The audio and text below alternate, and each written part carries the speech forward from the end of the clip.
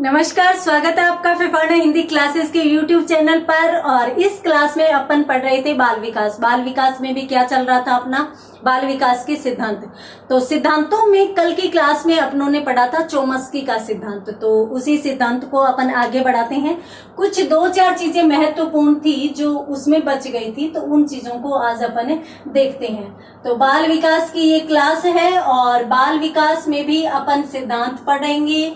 और कौन सा सिद्धांत? भाषागत विकास का सिद्धांत। तो भाषागत विकास का सिद्धांत किसके द्वारा दिया गया था? Noam Chomsky. विकास का सिद्धांत, हाँ बताइए कब दिया गया था? 1960 ईस्वी में। और कौन सी पुस्तक में? सिंटैक्टिक स्ट्रक्चर्स में। और किसने दिया था? नोएम चोम्स्की ने दिया था। इन्होंने जो संरचनावादी थे उनको एक चुनौती दी थी इस सिद्धांत के माध्यम से।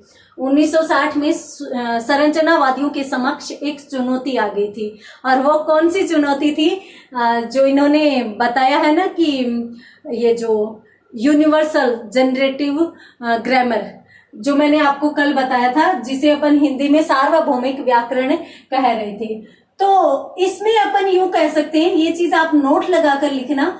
देखिए, इस सिद्धांत द्वारा दो लोगों को चुनौती मिलती है, व्यवहारवादियों को भी और संरचनावादियों को भी। व्यवहारवादियों को कब मिलती है? व्यवहारवादी यूं मानते हैं कि वे बालक व्यवहार करते हुए या वातावरण में चीजों को सीखता है, भाषा को भी वातावरण में सीखता है। जबकि ये कहते हैं कि बालक तो जन्म से ही एक सॉफ्टवेयर लेकर आता है, तो उसके माध्यम से वह सीखता जाता है, उसके अंदर क्षमता पहले से ही होती है। तो आप चाहे कुछ सिखाओ चाहे मत सिखाओ, वो उन चीजों को ग्रहण करेगा ही करेगा। तो इसलिए इन्होंने व्यवहारवादियों को चुनौती दी थी। और संरचनावादियों को चुनौती किस आधार पर दी, किस चीज के माध्यम से दी?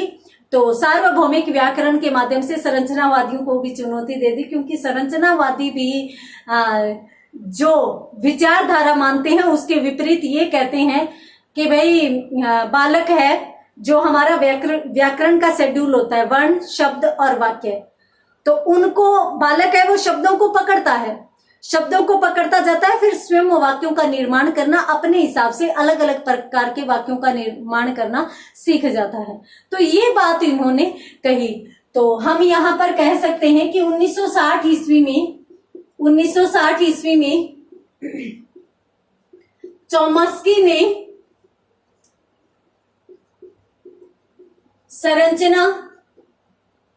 ने संरचनावादियों की चुनौती स्वरूप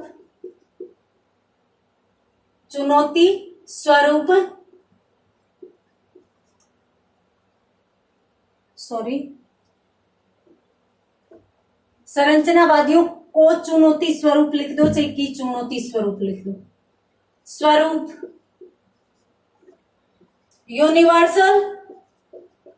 यूनिवर्सल जनरेटिव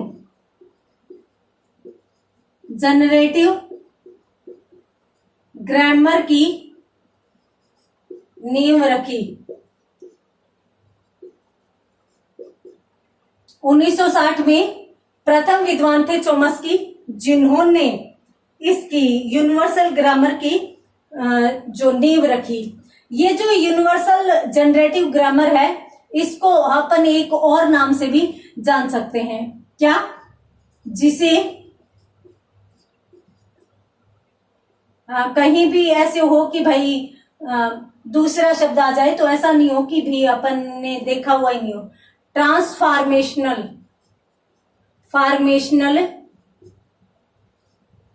ग्रामर भी कहा जा सकता है। अब ट्रांसफॉर्मेशनल का क्या मतलब हुआ? ट्रांसफर करना क्या होता है? विस्थापित करना। तो बालक है वो क्या करता है कि जो शब्द प्रचलन में होते हैं, बालक को पहले शब्द ही ज्यादा प्रभावित करते हैं। माँ, दादा पा पा ना इस प्रकार के शब्द होते हैं, फिर वो धीरे धीरे उनको वाक्यों में प्रयोग करना सीख जाता है, अर्थात तो उन शब्दों का वाक्य में ट्रांसफर करता है या वाक्यों की संरचना का निर्धारण करता है। इसलिए अपनों ने इसको क्या कहा है, ट्रांसफॉर्मेशनल ग्रामर कहा है। तो ये एक संरचनावादियों के समक्ष चुनौती थी। स्क्रीनशॉट लीजिए, उसके बाद अपन बात करते हैं इनके द्वारा बताई गई कुछ और बातों की। देखिए ट्रांसफॉर्मेशनल ग्रामर क्या है, इसके बारे में कल की क्लास में अपन पढ़ चुके थे। अपनों ने देखा था कि भाई जो वाक्यों का निर्माण होता है शब्द वर्ण संरचना के माध्यम से, तो बालक इनको पहचान पाता है, साथ साथ स्वयं द्वारा भी कुछ वाक्यों का निर्माण कर पाता है अपने अपने हिसाब से। तो उसे ही अपन क्या कहते हैं, सार्वभौमिक व्याकरण कह सकते हैं, ट्रांसफॉर्मेशनल ग्रामर कह सकते हैं। ठीक है, अब कल की क्लास में अपनों ने सार्वभौमिक व्याकरण कंप्लीट कर लिया था। अब अपने को देखना था इस सिद्धांत के अंतर्गत चोम्स्की ने एक शब्द दिया है LAD, ये क्या है? इसकी यदि फुल फॉर्म की बात करें तो L से लैंग्वेज और उसके बाद A से लैंग्वेज ऑफ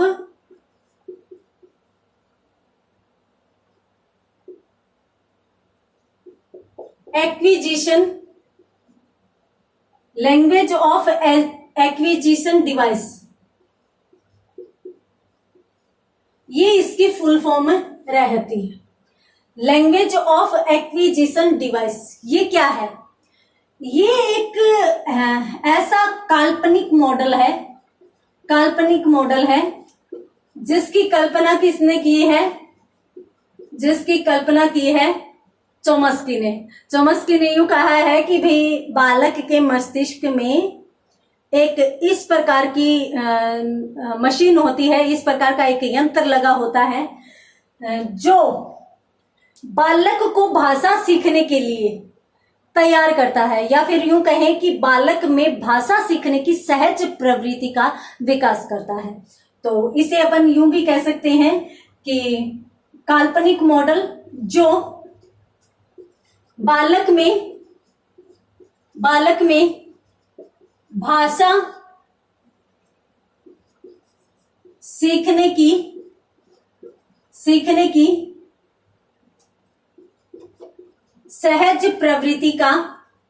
सहज प्रवृत्ति का विकास करता है। तो जल्दी से स्क्रीनशॉट लीजिए। LAD क्या है? लैंग्वेज ऑफ एक्विजिशन डिवाइस, जिसका मतलब है आपको मैं बता देती हूं कि सीधा का सीधा यूं भी आ सकता है, लैंग्वेज एक्विजिशन डिवाइस, सीधा का सीधा इस प्रकार से भी आ सकता है, और लैंग्वेज ऑफ एक्विजिशन डिवाइस भी आ सकता है। तो लैंग्वेज एक्विजिशन, इसको अपन यूं लिख सकते हैं, लैंग्वेज एक्विजिशन डिवाइस।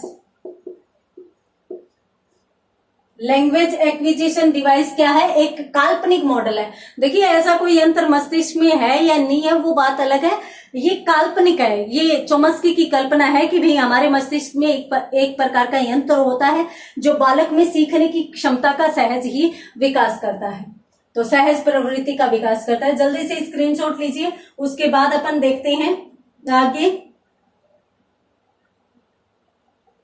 आगे इसके अंतर्गत LAD के अंतर्गत और कौन कौन सी चीजें अपन हो सकते हैं। इसको अपन एक भाषा में यूं भी कह सकते हैं, LAD को परिभाषित करने के लिए LAD को अपन इस रूप में भी परिभाषित कर सकते हैं कि भाई यह एक मानसिक क्षमता है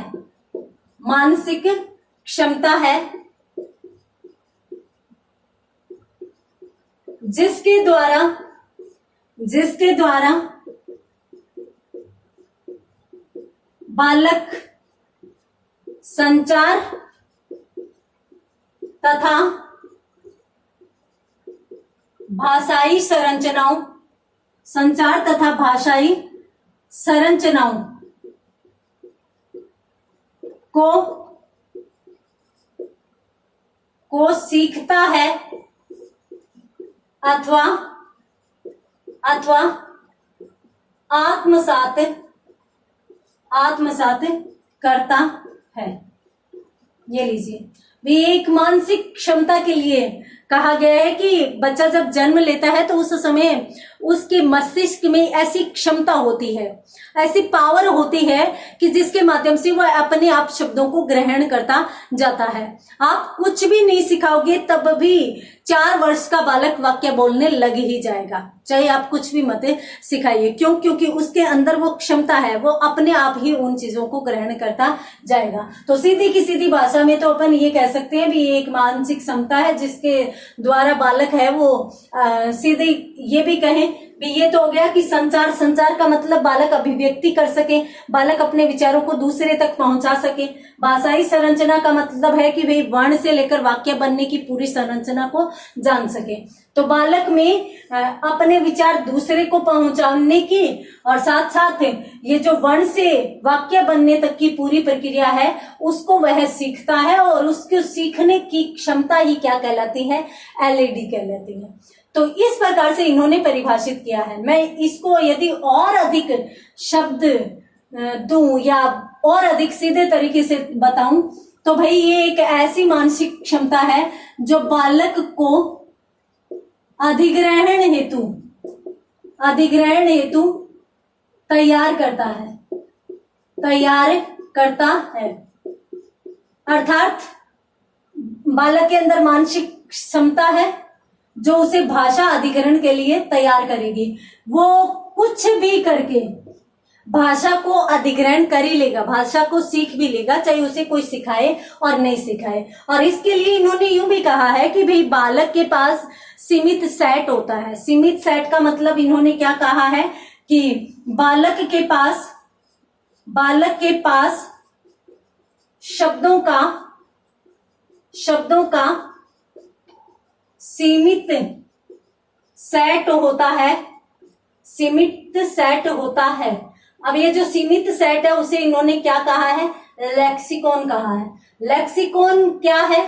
लेक्सिकॉन भी एक इस प्रकार का शब्दों का सेट है जिसके माध्यम से बालक है वो लगातार भाषा संबंधी शब्दों को ग्रहण करता ही जाएगा। और इसके साथ साथ इन्होंने सिद्धांत में पिछली क्लास में मैंने आपको बताया था, याद कीजिए।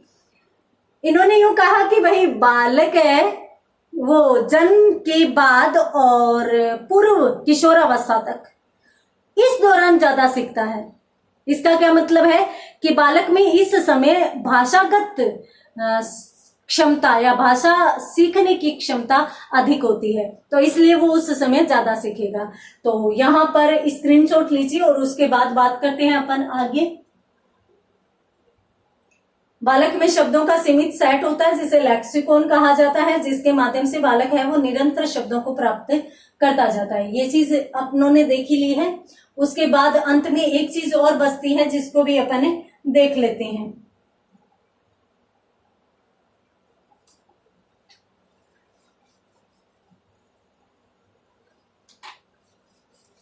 चॉम्स्की ने अपने सिद्धांत में कुछ शब्दावलियां दी है। वैसे स्तर तो अपनों ने देखे थे, कल की क्लास में 2 ही थे। तो 2 स्तरों में बालक अपना भाषागत विकास कर लेता है, परंतु कुछ शब्दावलियां दी है। उन्हीं शब्दावलियों को अपनों ने इनके सिद्धांत के तहत है वो देखा है। इनकी अगली शब्दावली कौन सी है? इनकी अगली शब्दावली है जैविक सिद्धांत। जैविक सिद्धांत ये क्या है? इसके अंतर्गत चॉम्स्की बहुत ही रुचिकर बात कहते हैं। वो क्या कहते हैं कि भाई मनुष्य के बालक में एक जैविक गुण होता है जिसके माध्यम से वह भाषा सीख लेता है। और ये मनुष्य के बच्चे के पास ही होता है, मनुष्य के बालक के पास ही होता है। यदि अपन यूं कहें कि भाई वातावरण से, अब अपन उस चीज को और अच्छे से समझते हैं मैंने आपको बार बार कहा है कि भाई इन्होंने व्यवहारवादियों का विरोध किया, व्यवहारवादी वातावरणवादियों का विरोध किया। तो उस चीज को वातावरण वाले यूं कहते हैं कि भाई वातावरण से बालक है वो भाषा सीखता है, अपने चारों ओर देखकर और जो शब्द होते हैं उनको ग्रहण करता जाता है। तो फिर वातावरण में तो पशु भी रहते हैं, अन्य जीव जंतु भी रहते हैं, तो वो फिर भाषा क्यों नहीं बोलते, वो फिर मनुष्य के समान क्यों नहीं उन शब्दों को अर्जित करते। तो ये बात भी चोम्स्की की सही लग रही है। तो वो यूं कहते हैं कि वातावरण में जब पशु व जीव जंतु भी रहते हैं, तो यदि वातावरण से ही शब्द तैयार कर रहे हैं, तो फिर तो गाय बोलेगी भी मुझे चारा डाल दो, और फिर तो अन्य जीव जंतु सांप ही कहेगा कि मुझे भूख लगी है तो आप कुछ तो दो मुझे खाने को, दूध ही पिला दो, अन्य कुछ नहीं है। तो भी कि अगर वातावरण से सीखेगा तो सभी में भाषा का विकास होगा। परंतु इन्होंने कहा कि नहीं, ऐसा नहीं होता, ऐसा नहीं होता, क्योंकि पशु व जीव जंतु तो बोलते नहीं है। तो क्या है कि हकीकत यह है कि मनुष्य के बालक के पास एक जैविक गुण होता है, जैविक गुण होता है जो उसमें भाषा सीखने की क्षमता का विकास करता है, भाषा सीखने की क्षमता का विकास करता है। और इसीलिए इन्होंने कहा है कि भाई मनुष्य के बालक में ये क्षमता होती है, वो बस जन्म के बाद विकसित हो जाती है। तो इसलिए बालक में भाषागत विकास की संभावना सदैव बनी रहेगी। ये यहाँ पर ही नहीं रुकते हैं, ये आगे भी बोलते हैं। ये आगे यूं भी बोलते हैं कि सीधी सी भाषा में यदि अपन कहें तो बालक जो है या मनुष्य का जो बच्चा है वो भाषा सीखने का सॉफ्टवेयर लेकर पैदा होता है, सॉफ्टवेयर लेकर पैदा होता है। तो ये बात इन्होंने कही है, इनको भी अपन अच्छे से लिख लेते हैं ताकि आपको अच्छे से समझ में आ जाए। तो देखिए इस संबंध में इन्होंने यूं कहा है, भाषागत विकास को किस से जोड़ दिया इन्होंने जोड़ दिया जैविकता से। चोम्स्की द्वारा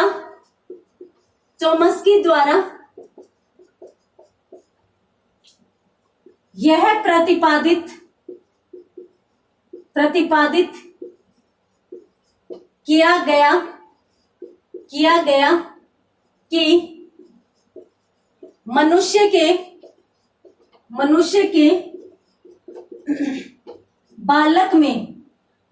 के बालक में भाषा सीखने का जैविक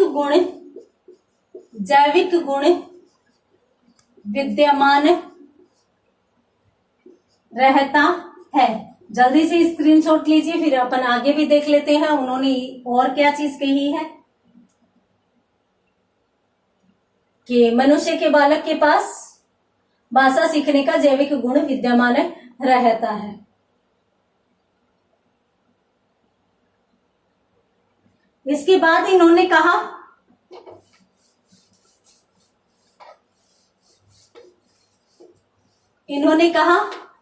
कि भाई ये जो जैविक गुण है, यही जैविक गुण मनुष्य को पशु से अलग करता है। ये अपनों ने देख ही ली भाई, मनुष्य का बालक है उसी के पास होता है जैविक गुण ही होता है, इसीलिए तो वो ग्रहण कर पाता है, पशु नहीं ग्रहण कर पाता। दूसरी बात इन्होंने यूं कही है कि भाई बालक जो है, बालक भाषा संबंधी या भाषा अधिग्रहण संबंधी लिखेंगे तो ज्यादा अच्छा रहेगा, या सीखने संबंधी लिख दो चाहे अधिग्रहण। भाषा अधिग्रहण संबंधी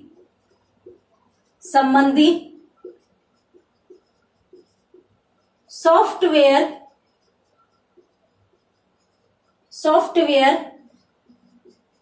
लेकर पैदा होता है।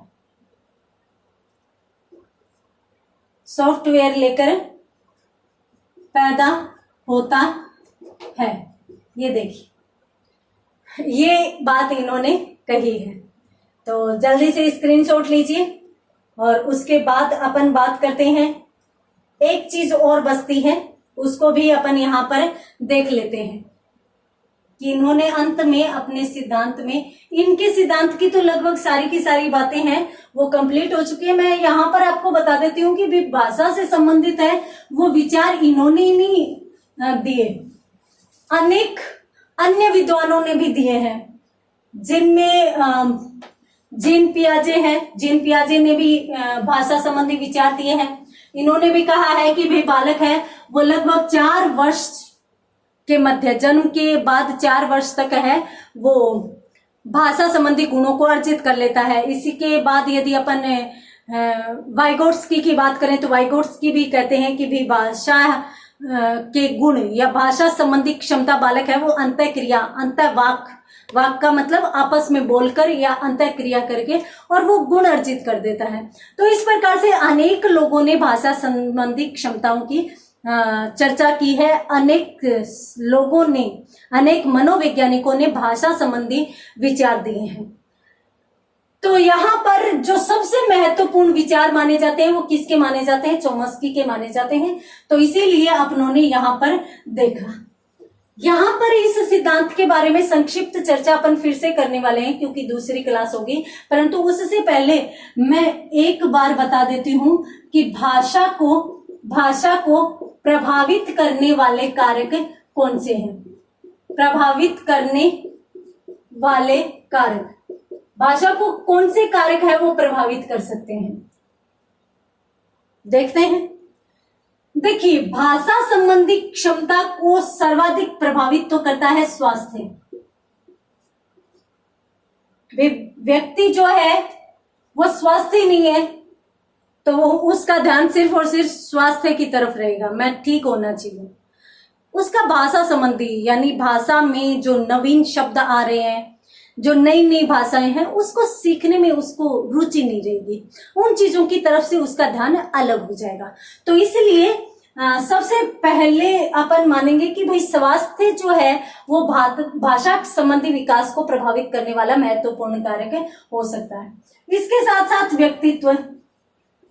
देखिए, कुछ लोग हैं वो व्यक्तित्व विकास हेतु, पर्सनैलिटी डेवलपमेंट हेतु बहुत प्रयास करते हैं, अलग अलग जगह जाकर क्लासेस लगाते हैं, नए नए शब्दों को ग्रहण करते हैं। जैसे मान लीजिए कि पहले यूं बोला जाता था कि भोजन बड़ा अच्छा बना है, स्वादिष्ट है, उसके बाद बोला जाने लगा यम्मी है, और आजकल एक नया ही शब्द काम में लिया जा रहा है जिसको बोला ही नहीं जा रहा आसानी से। तो इसी प्रकार से है वो नए नए शब्द पर्सनैलिटी डेवलपमेंट में आते जाते हैं। तो कुछ लोग होते हैं कि जिनकी व्यक्तित्व के प्रति इस प्रकार की रुचि होती है तो वो अपना भाषागत विकास बहुत अधिक कर लेते हैं, जबकि कुछ लोगों का सीमित संसार होता है तो वो भाषा संबंधी ज्यादा तत्वों को ग्रहण नहीं करते। इसके साथ साथ भाषा में सामाजिक स्थिति भी मैटर करती है। सामाजिक स्थिति, आप किस समाज में रहते हो उस समाज की भाषा का आप पर प्रभाव पड़ेगा, उस समाज की भाषा से आप अधिक प्रभावित होंगे। जो समाज भाषा बोलता है वो ही भाषा आप बोलेंगे। तो इस प्रकार से हमारा सामाजिक विकास या हमारा सामाजिक जो वातावरण है ना वो भी हमारी भाषा को बहुत अधिक प्रभावित करेगा। तो सामाजिक स्थिति, अब मान लीजिए कि एक बालक भारत के गांव में पल रहा है, तो भारत के गांव में जो भाषा, अगर अपन यहाँ पे राजस्थान की बात करें तो राजस्थान में मेवाड़ी, मारवाड़ी, ढूंढाड़ी, ये राजस्थानी अनेक भाषाएं यानी क्षेत्रीय बोलियां प्रचलन में है। तो वहां के परिवार का बच्चा उसी बोली को बोलेगा। और उसके बाद यदि अपन अमेरिका की बात करें तो अमेरिका का बालक ये जो राजस्थान के गांव में बोली जाने वाली भाषा है उसको बोल लेगा क्या? नहीं, वो उस भाषा को नहीं बोलेगा। वो क्या करेगा? वो अमेरिकन इंग्लिश बोलना सीखेगा। क्यों? क्योंकि उसके समाज की भाषा है। तो सामाजिक स्थिति का भी प्रभाव पड़ता है। इसके साथ साथ आर्थिक स्थिति का प्रभाव भी भाषा पर पड़ता है। आर्थिक स्थिति, देखिए जीवन की मौलिक जरूरतें होती है रोटी, कपड़ा, मकान। बालक में जब इन जरूरतों का विकास हो जाता है, अर्थात बालक उन जरूरतों को अच्छे से पूरा कर लेता है, उसके बाद उसका ध्यान बाहर जाता है। परंतु दुखद बात तो ये है कि बहुत से लोग ऐसे हैं जो इन्हीं समस्याओं में उलझे रहते हैं, और इन्हीं समस्याओं में जब उलझे रहते हैं तो उन्हें भाषा संबंधी ध्यान ही नहीं रहता। तो इसलिए हमारा जो आर्थिक विकास है वो भी बालक की भाषागत क्षमता को प्रभावित करता है। इसके साथ साथ भारत में यदि भारतीय परिवेश को देखें तो यहाँ पर एक चीज और प्रचलन में है, वो कौन सी है? द्विभाषावाद।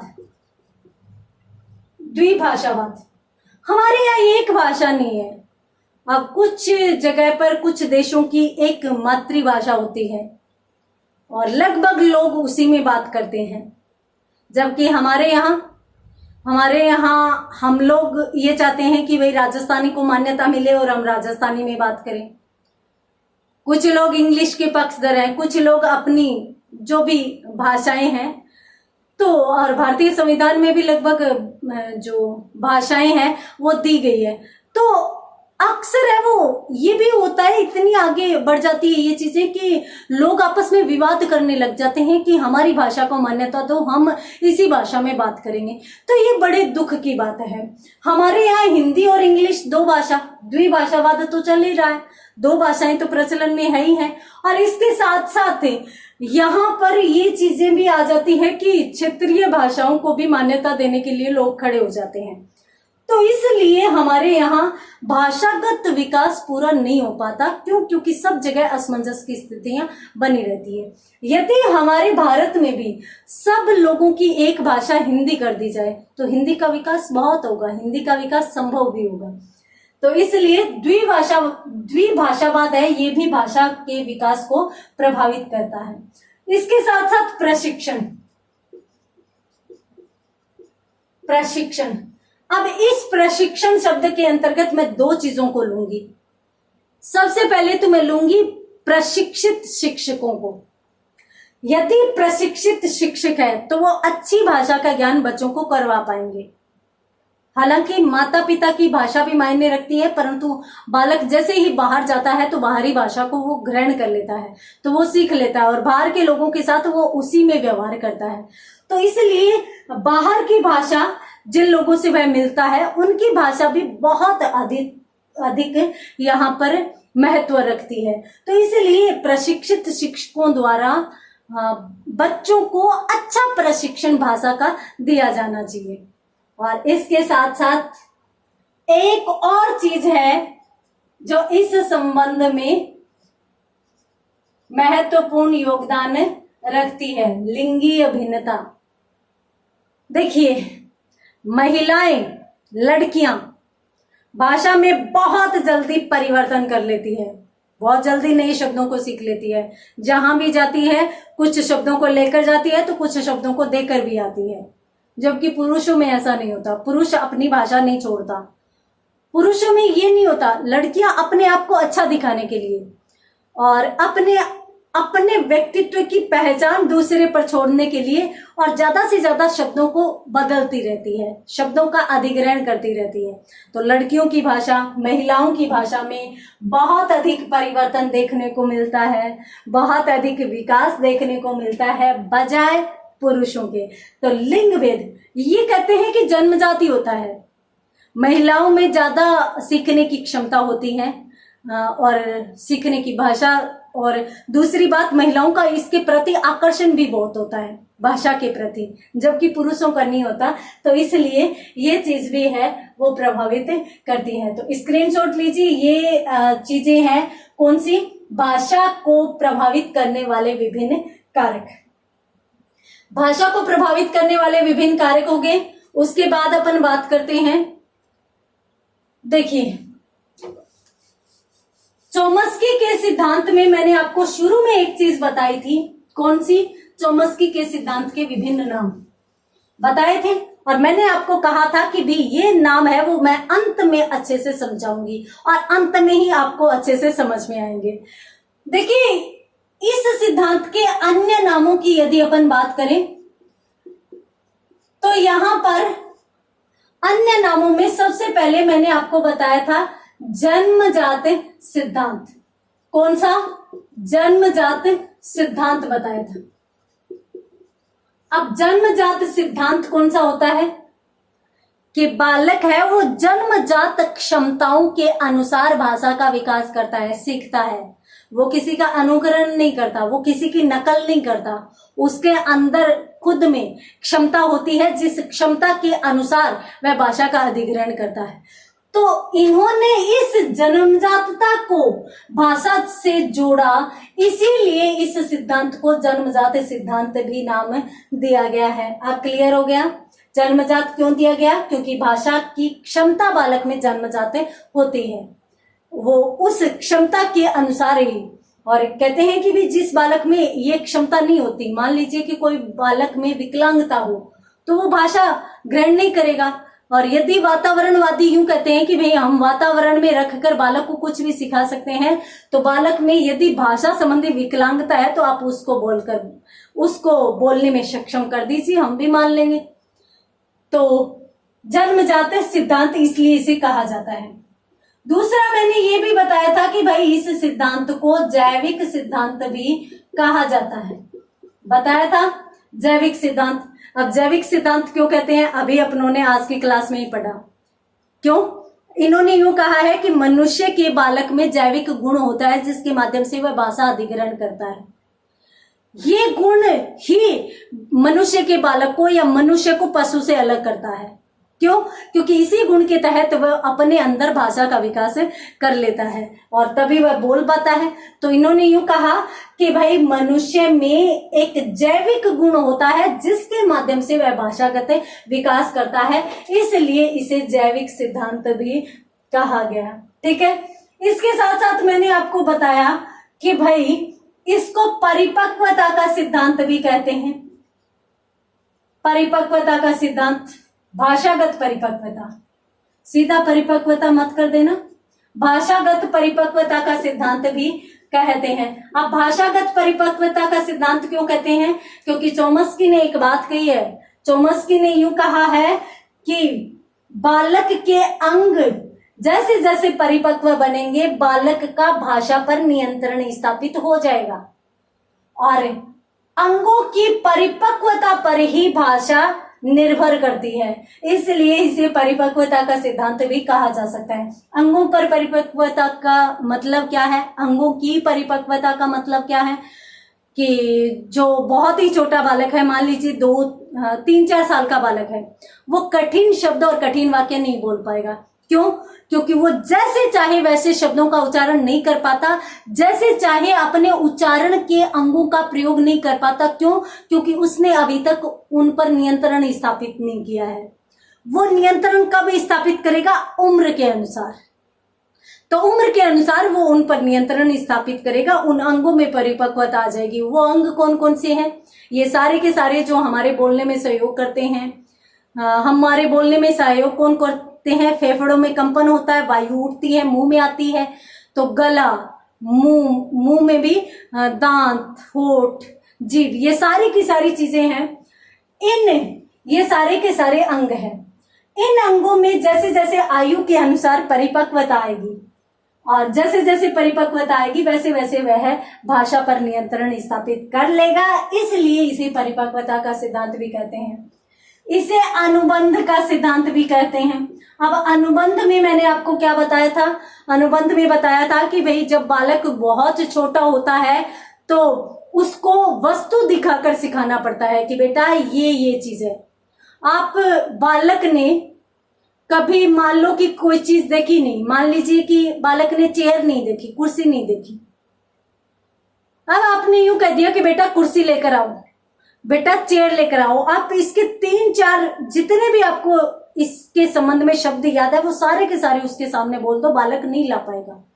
क्यों? क्योंकि उसको पहले दिखाना होगा कि भाई इस चीज को ये चीज कहते हैं। तो इससे तो छोटी उम्र में तो ये होता है कि वो वस्तु को देखकर संबंध स्थापित करता है, परंतु बाद में धीरे धीरे वो क्या करता है कि बिना वस्तुओं के भी चीजों को समझने लगता है, वो उसकी क्षमता विकसित हो जाती है। तो इस प्रकार से उम्र के साथ साथ वह वस्तुओं के नामों के साथ या वस्तुओं से संबंधित क्षमता का संबंध स्थापित कर लेता है, तो इसलिए उसे अनुबंध कहते हैं। या फिर यूं कहें कि उम्र बढ़ने के साथ साथ उसमें जैसे जैसे परिपक्वता आती है, वैसे वैसे बिना वस्तुओं के ही वो शब्दों को समझने लगता है, चीजों को समझने लगता है, तो वो चीजों और वस्तुओं के मध्य संबंध स्थापित कर लेता है, उसे ही अपन क्या कहते हैं, अनुबंध कहते हैं। तो इसमें दो स्टेज आती है, एक तो छोटी उम्र आती है और एक बड़ी उम्र आती है। उम्र का विकास होने के बाद बालक में अनुबंधता आ जाती है, अनुबंध क्षमता का विकास हो जाता है। इसके साथ साथ अपनों ने देखा कि भाई इस सिद्धांत को और क्या कहा जाता है, इस सिद्धांत को है वो LAD का सिद्धांत भी कह सकते हैं। ये भी मैंने आपको कल बताया था अन्य नामों में कि इसे LAD का सिद्धांत भी कहा जा सकता है। अब LAD की फुल फॉर्म आज ही अपनों ने देखी है, लैंग्वेज एक्विजिशन डिवाइस।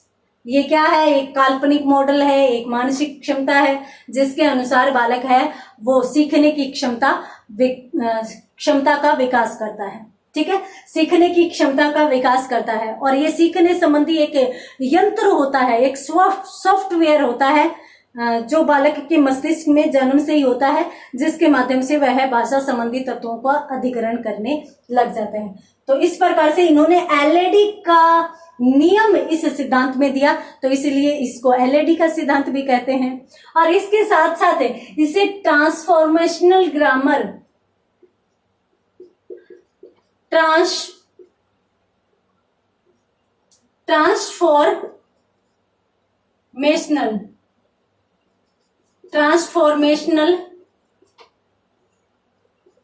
ग्रामर का सिद्धांत भी कहा जाता है। ट्रांसफॉर्मेशनल ग्रामर का मतलब होता है कि भाई बालक है वो वर्ण, शब्द, वाक्य इन तीनों के आपस में बनने संबंधी प्रक्रिया को निरंतर ग्रहण करता जाता है, अर्थात तो उसमें पीढ़ी दर पीढ़ी है वो स्वाभाविक रूप से ये क्षमताएं आती जाती है। यदि बालक को कोई न भी सिखाए तो भी बालक इन चीजों को सीख जाता है। जिसे सार्वभौमिक ग्रामर कह दो, सार्वभौमिक व्याकरण कह दो, चाहे आप इसे यूनिवर्सल जनरेटिव ग्रामर कह दो, चाहे आप ट्रांसफॉर्मेशनल ग्रामर कह दो, एक ही बात है। और इसलिए इन्होंने ये अवधारणा अपने सिद्धांत के तहत दी, इसलिए इसे ट्रांसफॉर्मेशनल ग्रामर भी या ट्रांसफॉर्मेशनल ग्रामर का सिद्धांत भी इसे कहा जाता है। ये एक सार्वभौमिक व्याकरण है, अर्थात सब जगह पर वर्णों से शब्द बनते हैं, शब्दों से वाक्य बनते हैं और ये क्षमता भी सब जगह बालकों में समान रूप से विकसित होती है। ठीक है, इसके साथ साथ यहां पर मैंने एक नाम और भी बताया था कि भाई इसे प्लास्टिसिटी का सिद्धांत भी कहते हैं। प्लास्टिसिटी का सिद्धांत, ये चीज भी मैंने आपको बताई थी कि भाई इस सिद्धांत को प्लास्टिसिटी का सिद्धांत भी कहते हैं। अब ये क्या चीज है प्लास्टिसिटी? जन्म से किशोरावस्था या फिर जन्म से पूर्व किशोरावस्था तक बालक में भाषा सीखने की क्षमता बहुत अधिक होती है। चोम्स्की कहते हैं कि भाई छोटा बालक जो है उसको अलग अलग भाषाएं सिखाइए, बहुत जल्दी जल्दी सीख जाएगा, बहुत जल्दी जल्दी उन चीजों को ग्रहण करता जाएगा। छोटे छोटे बालक ऐसे ऐसे शब्द लेकर आते हैं कि हम फंस जाते हैं कि अभी इनका जवाब कैसे दें। तो इस प्रकार से अगर कोई बालक ऐसा है जो भाषाओं, अलग अलग भाषाओं का ज्ञान रखता है, या मान लीजिए कोई व्यक्ति ऐसा है जिसको अलग अलग भाषाओं का ज्ञान है, तो जाहिर सी बात है कि उसने पूर्व किशोरावस्था से पहले बहुत अधिक शब्द ग्रहण कर लिए थे। और साथ साथ चोम्स्की ये भी कहते हैं कि किशोरावस्था के बाद व्यक्ति में भाषा सीखने संबंधी इतनी क्षमता नहीं रहती जितनी किशोरावस्था से पूर्व की। और इसी सिद्धांत को इन्होंने क्या कहा है, प्लास्टिसिटी। प्लास्टिसिटी का मतलब ये है कि भी बालक में जन्म से किशोरावस्था तक LAD है वो सर्वाधिक सक्रिय रहता है। तो इसलिए इस सर्वाधिक सक्रियता को ही अपन क्या कहते हैं, प्लास्टिसिटी, जिसके माध्यम से बालक सर्वाधिक भाषा ग्रहण करता है। आप एक ही भाषा के अलग अलग शब्द सिखाइए, सीखेगा। आप अलग अलग भाषाओं का ज्ञान भी करवाइए, बालक सीखेगा। क्यों? क्योंकि एलएडी सर्वाधिक सक्रिय है इस उम्र में, और इसी को इन्होंने क्या कहा है, प्लास्टिसिटी। तो इसलिए इस सिद्धांत को प्लास्टिसिटी का सिद्धांत भी कहते हैं। इसके साथ साथ इन्होंने लेक्सिकॉन का सिद्धांत भी कहा है। इस सिद्धांत को लेक्सिकॉन का सिद्धांत भी कहा जा सकता है। अब लेक्सिकॉन का सिद्धांत क्यों कहा जाता है? क्योंकि बालक के पास है वो शब्दों का एक सीमित सेट होता है, सीमित सेट, जिसे ही इन्होंने क्या कहा है, लेक्सिकॉन कहा है। यहां पर मैंने अन्य नामों के माध्यम से और चोम्स्की का पूरा सिद्धांत आपको रिवाइज करवा दिया है। ये विभिन्न शब्दावली अलग अलग इनके सिद्धांत में प्रयोग में लाई गई है। तो कहीं भी आप कंफ्यूज मत होइए। प्लास्टिसिटी यानी जन्म से किशोरावस्था से पहले तक बालक में सर्वाधिक एलएडी सक्रिय रहेगा, इसके कारण बालक सर्वाधिक भाषा ग्रहण कर पाएगा। जन्मजात सिद्धांत, ये क्षमता बालक में जन्मजात होती है, जैविक मनुष्य के बालक में ही होती है। परिपक्वता, अंगों की परिपक्वता, अनुबंध, भाषा या शब्दों की वस्तुओं के साथ संबंधता ही अनुबंध कहलाता है। LAD language acquisition device, transformational सार्वभौमिक व्याकरण हो जाएगा। और लेक्सिकॉन क्या हो गया, सीमित सेट हो गया। ये सिद्धांत मुश्किल थोड़ा सा इसलिए है कि भी इसमें चीजें जुड़ी हुई नहीं चल रही। हालांकि मैंने पूरा प्रयास किया है कि एक दूसरे को जोड़कर ये चीजें आपको समझाऊं। तो उम्मीद करती हूँ कि ये सिद्धांत आपको बहुत अच्छे से समझ में आ गया होगा। इसके साथ साथ इन्होंने यूं भी कहा है कि भी बालक का विकास 2 स्तरों पर होता है। विभिन्न विद्वानों ने विभिन्न स्तर बताए हैं, किसी ने 4 स्तर बताए हैं, किसी ने 3 स्तर बताए हैं। इधर चोम्स्की की यदि बात करें तो चोम्स्की ने यूं कहा है कि बालक में भाषा सीखने संबंधी 2 स्तर होते हैं। 2 कौन कौन से? एक तो सतही और एक गहरा। ये 2 स्तर बालक में होते हैं। सतही स्तर का मतलब है कि बालक सिर्फ और सिर्फ शब्दों का ज्ञान प्राप्त करेगा। इसमें बालक है वो अपनी अभिव्यक्ति तो दे देगा, अभिव्यक्ति क्षमता का विकास। हालांकि मैं पीछे बता चुकी हूं, अभिव्यक्ति क्षमता का विकास ही क्या है, सतही स्तर है। ये छोटे बालकों में होता है। अभिव्यक्ति तो वो कर देगा, परंतु वो शब्दों के माध्यम से, वो शब्दों तक ही सीमित रहेगा। वो शब्दार्थ नहीं पहचानता, शब्दार्थ नहीं पहचानता, वो सिर्फ शब्दों का प्रयोग करता है। और ऐसे शब्दों का प्रयोग, जैसे मान लीजिए कि उसको यूं कह दिया ना कि भाई ये आपकी मम्मी है। अब मान लीजिए कि 10 साल का बालक है, 10 साल के बालक को आप जाकर कहिए दादी की तरफ इशारा करके कि बेटा आपकी मम्मा ये है, वो स्वीकार नहीं करेगा। क्यों? उसे पता चल गया कि भाई मम्मा का मतलब या मम्मी का मतलब होता है मेरी माँ, जिसने मुझे जन्म दिया है, और मुझे जन्म इन्होंने नहीं दिया, ये मेरी दादी है। तो इसलिए वो इन चीजों को समझ जाएगा। परंतु यहाँ पर आपने बालक को सिखा दिया कि बेटा इसको मम्मा कहना है, बालक मम्मा कह देगा, क्योंकि उसे ये नहीं पता कि मम्मा का अर्थ क्या है, माँ का अर्थ क्या है। उसे बाद में समझ में आता है। कहां पर? इस उम्र में। इस उम्र में बालक शब्दार्थ का ज्ञान प्राप्त करता है, शब्दार्थ का ज्ञान प्राप्त करता है। तो इसलिए इसको गहरी उम्र कहा जाता है, इसको सतही उम्र कहा जाता है। तो सतही विकास होता है, ये बालक का ऊपरी विकास होता है, और उसके बाद अपन गहराई का विकास इसमें समझ सकते हैं। हालांकि मैंने ये सारी की सारी चीजें आपको बता दी है, ठीक है। अब अपन देख लेते हैं कि भी भाषा के संबंध में अन्य जो मैंने बताए थे भी 1-2 विद्वान और हैं जिनका भाषा के संबंध में क्या मत है। इसी के साथ चोम्स्की का सिद्धांत यहाँ पर कंप्लीट होता है। 1-2 विद्वानों के मत हैं जो अपन देख लेते हैं, विभिन्न मत।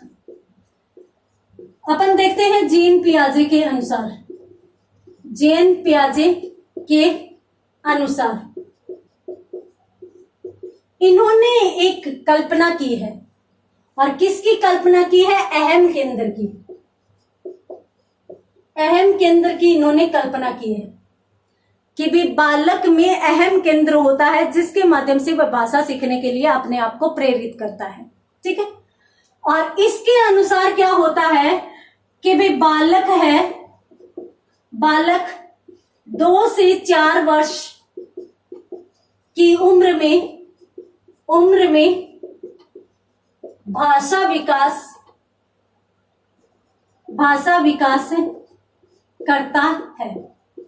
अब इसका क्या मतलब है, 2 से 4 वर्ष की उम्र में बालक में है वो कुछ भाषा संबंधी जो शब्द है, वाक्य है, वो वह सीखने लग जाता है, उसमें उस संबंधी योग्यता का विकास हो जाता है। ठीक है, तो अहम केंद्र किसके अनुसार, पियाजे के अनुसार। और पियाजे यूं कहते हैं कि इस अहम केंद्र से प्रेरित होकर ये बालक सीखता है भाषा, परंतु किस उम्र में, 2 से 4 वर्ष। तो 2 से 4 वर्ष की उम्र में बालक है वो भाषा सीखता है। सीखता का मतलब है कि सीखना शुरू कर देता है। ये तो था पियाजे का मत। उसके बाद यदि अपन बात करें वाइगोट्स्की की, वाइगोट्स्की ने इस बारे में क्या कहा है, वाइगोट्स्की ने कहा है कि भी बालक है वो भाषा का ज्ञान किसके माध्यम से करता है, अंतःवाक। वाक का मतलब होता है आपस में वार्तालाप करके, वाक का मतलब बोलना होता है। अंतःवाक या अंतःक्रिया, अंतःक्रिया का मतलब है कि एक दूसरे से अंतःक्रिया करके। तो इनके अनुसार बालक में भाषा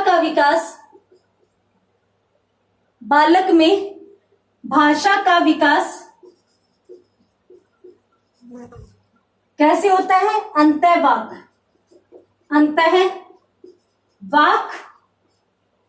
तथा अंतःक्रिया।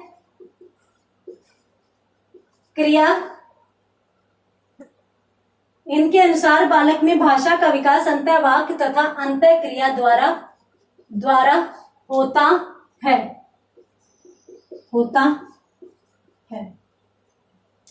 ये उम्र नहीं बताते, पियाजे ने उम्र बताई है कि 2 से 4 वर्ष में बालक सीखता है, इसका मतलब सीखना शुरू कर देता है।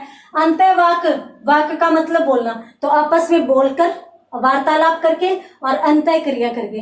अंतःक्रिया किस संबंधी, भाषा संबंधी। ऐसे नहीं कि कोई वस्तु ले रहा है दे रहा है तो इसका मतलब भाषा सीख रहा है। तो भाषागत अंतःक्रिया, अब वस्तु लेते समय देते समय वो भाषा संबंधी जो आचार विचार करता है या आदान प्रदान करता है शब्दों का, तो उसके द्वारा वह शब्द सीखता जाता है। आप कहीं नई जगह जाइए, कहीं नई जगह, मान लीजिए कि आप उत्तर प्रदेश के निवासी, आप राजस्थान में चले जाइए, राजस्थान में जाएंगे तो कुछ समय तक आप वहां पर रहेंगे, तो वहां पर उन लोगों के साथ अंतःक्रिया करते हुए आप अनेक वहां के शब्दों को ग्रहण कर लेंगे और आसानी से प्रयोग भी कर पाएंगे। तो इसलिए उसको अपन क्या कहते हैं, ये हालांकि वाइगोट्स्की का मत है, वो भी बिल्कुल सही है। पियाजे ने भी कहा है कि भी इस उम्र में सीखना शुरू कर देता है, तो ये भी सही है। तो आप जल्दी से स्क्रीनशॉट लीजिए, फिर अपन एक विद्वान का मत और देख लेते हैं।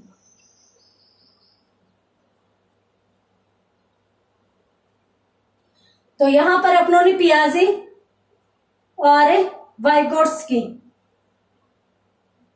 तो दोनों का देखा। उसके बाद अपन बात करते हैं जिन्होंने सामाजिक सिद्धांत दिया है, सामाजिक विकास का सिद्धांत दिया, किसने दिया है, अल्बर्ट बांडुरा। तो अल्बर्ट बांडुरा की यदि अपन बात करें तो जो अल्बर्ट बांडुरा है, इन्होंने सीधी सी बात कही है, इन्होंने वो बात कही है जो चोम्स्की से लगभग विपरीत है। इन्होंने कहा है कि भाई बालक अनुकरण द्वारा